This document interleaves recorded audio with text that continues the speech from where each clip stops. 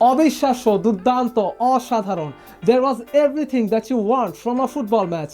মেসির গোল থেকে শুরু করে কেপ ভার্দের কামব্যাক, ভর্জিনিয়ার দুর্দান্ত রিফ্লেক্স, হাই ইন্টেন্সিটি, বল হাতে লাগার পরও হ্যান্ডবল না দেয়া, কি ছিল না আজকের এই আর্জেন্টিনা বনাম কেপ ভার্দে ম্যাচটায়। আপনি হয়তো চাইলে এমন ম্যাচ নকআউট স্টেজে বারবার দেখতে পাবেন না, বিশেষ করে যখন বিশ্ব চ্যাম্পিয়ন দল খেলছে র্যাঙ্কিংয়ের 68 নাম্বার দলটার সঙ্গে। তখন সবার এক্সপেকটেশন থাকে বিশ্ব চ্যাম্পিয়নরাই ম্যাচটা জিতে নেবে হেসে খেলে। ম্যাচটা আর্জেন্টিনায় জিতেছে, তবে কেপ ভার্দে তাদের ভুগিয়েছে till the referee blowed his final whistle. Deadlock break করতে আর্জেন্টিনাকে অপেক্ষা করতে হয়েছে 28 মিনিট অবধি।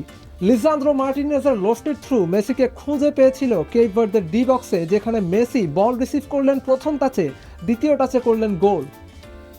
মেসি আর আর্জেন্টিনাকে সাইডে রাখলে আলোচনার তুঙ্গে থাকবেন কেপ ভার্দের গোলরক্ষক ভর্জিনিয়া।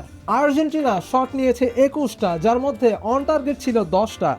তার মধ্য থেকে কেপ ভার্দের গোলকিপার ভর্জিনিয়া সেভ করেছেন 7টা, যা আজকের ম্যাচটায় 120 মিনিট অবধি টিকে থাকতে কেপ ভার্দেকে সাহস জুগিয়েছে অনেক। আপনি তার প্রশংসা যত করবেন ততই কম হবে ম্যাচের 58 মিনিটে কেপ ভার্দে সমতায় ফেরে দেরয় ডুয়ার্তের গোলে। তবে 91 মিনিটের মাথায় আর্জেন্টিনা অল আউট অ্যাটাকে গেলে লিসান্দ্রো মার্টিনেজের গোলে আবারও লিড পায় আর্জেন্টিনা। 120 মিনিটে লোপেস কাব্রালের অসাধারণ কার্ল শটে আবারও সমতায় ফেরে প্রথমবারের মতো বিশ্বকাপ খেলতে আসা কেপ ভার্দে। তবে 111 মিনিটে লিও মেসির কর্নার থেকে গোল পায় আর্জেন্টিনা।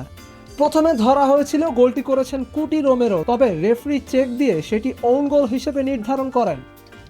ম্যাচের শেষ বাঁশি বাজানো অবধি কেপ ভার্দের হার না মেনে লড়াই করে যাওয়ার অদম্য শক্তি আর্জেন্টিনাকে ভুগিয়েছে তো বটেই, পুরো বিশ্ব জুড়ে ফুটবল প্রেমীদের মনও জয় করে নিয়েছে প্রথমবারের মতো বিশ্বকাপ খেলতে আসা কেপ ভার্দে।